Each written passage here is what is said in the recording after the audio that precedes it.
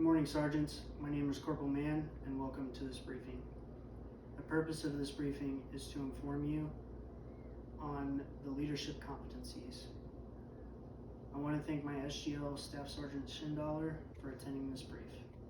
The overall classification for this brief is unclassified. Does anybody have any questions before we get started? Next slide. All right, here's a quick agenda for this brief. Today we will be discussing the Army Leadership Requirement Model, also known as the LRM. We will also go over the 3 leadership competencies in the Leadership Requirement Model. We'll also go over the understanding of what makes a competent leader and the importance of being a competent leader. At the end, we will summarize this brief and go over any questions asked. Next slide. Leaders are the backbone of the Army. The leadership competencies are a group of related actions the Army expects leaders to do. They lead, develop, and achieve. The Army leadership competencies displayed in the LRM create a basis for soldiers to be influential leaders. These actions are critical for leaders to evolve in the military and maintain that leadership role. It also helps soldiers grow from regular soldiers to future leaders. Next slide, please. The LRM shows both attributes and competencies. The LRM is what the Army uses to display its expectations of soldiers and leaders. Next slide, please. The Army's definition of leadership is the activity of influencing people by providing purpose, direction, and motivation to accomplish the mission and improve the organization. ADP 6-22, Chapter 5, Paragraph 1 states, Army leaders lead others, develop themselves, their subordinates, and organizations, and accomplish assigned and implied missions. This ADP in terms talks about the 3 leadership competencies. Next slide, please. The 3 leadership competencies are lead, develop, and achieve. The lead category consists of 5 subcategories. Next slide. Those subcategories are leads others, builds trust, extends influence beyond the chain of command, lead by example, and communicates. Each of these subcategories is essential to be a leader. One main category is the ability to lead. A leader needs to have the ability to lead because lives could depend on that ability.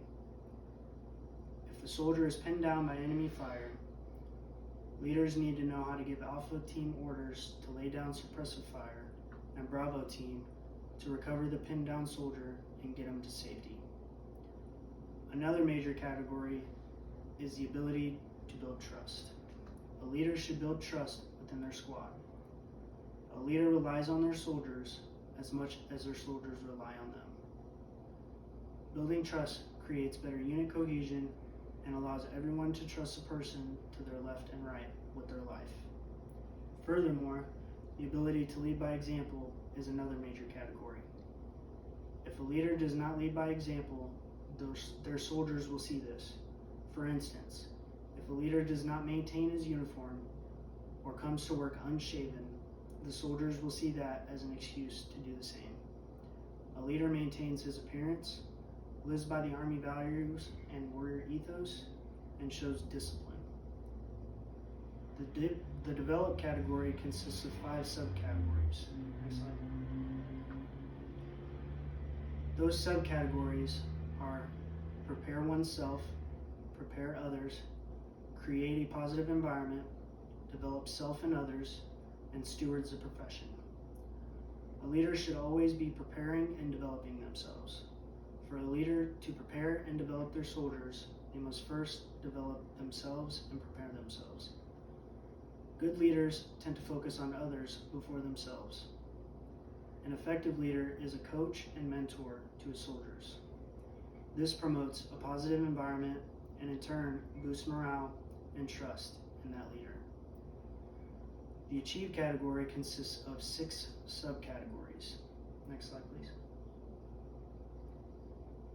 Those categories are: gets results, integrates tasks, roles, resources, and priorities, improves performance, gives feedback, executes, and adjusts. A competent leader should always display all 6 of these competencies. They should constantly improve the performance of themselves and their team.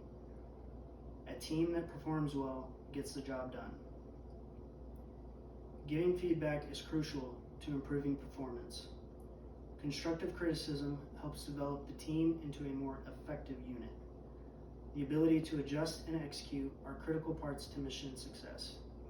If a leader cannot improvise, adapt, and overcome, then they will not have the ability to execute the mission correctly. Next slide, please. The Creed of the Non-Commissioned Officer, also known as the NCO Creed, shows all the attributes and competencies in the LRM. It shows character, presence, intellect, leads others, develops others, and achieves. Next slide, please. All 3 of these attributes and competencies displayed in the LRM are crucial to being a competent leader. So what makes a competent leader? Well, first is becoming influential.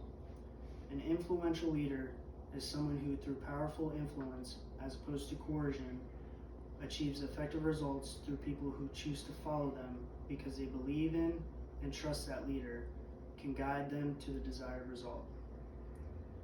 Becoming influential goes hand in hand with building trust. If a leader trusts their soldiers, then they will trust their leader.